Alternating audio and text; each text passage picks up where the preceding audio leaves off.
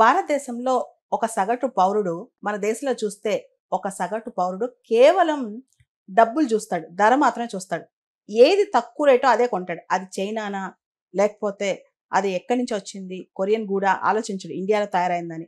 కానీ ఇప్పుడు మాత్రం ఈ తరుణంలో స్వదేశీ ముఖ్యంగా Pahalgam terror attacks, operation Sindoor అతి ప్రధానంగా డొనాల్డ్ ట్రంప్ గారి టారిఫ్ల తర్వాత మనవాళ్ళు కూడా ఖర్చు ఎక్కువైనా పర్లేదు స్వదేశీ వైపే వెళ్దాం అనే ఆలోచన స్టార్ట్ చేశారండి. అయితే ఇక్కడ మనం ఒక విషయం గమనించాలి.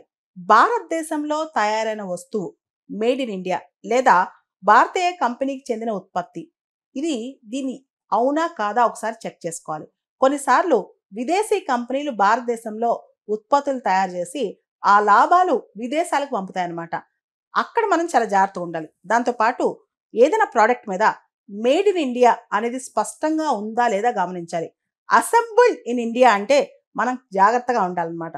ఆ తర్వాత కంపెనీ యాజమాన్యం ఎవరిది, కంపెనీ ఓనర్షిప్ ఎవరిది, ఇండియన్ కంపెనీనా కాదా. ఉదాహరణకి ఇప్పుడు టాటా అనుకోండి ఇండియన్ ప్రోడక్ట్, గోడ్రేజ్ అనుకోండి పతంజలి, హిమాలయ ఇవన్నీ ఇండియన్ ప్రోడక్ట్స్ అనమాట.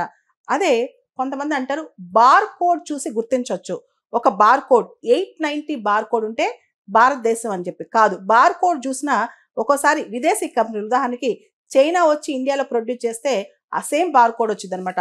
కేవలం బార్ కోడ్ చూసినంత మాత్రాన అది స్వదేశీ వస్తువా విదేశీ వస్తువా అని చెప్పలేమన్నమాట.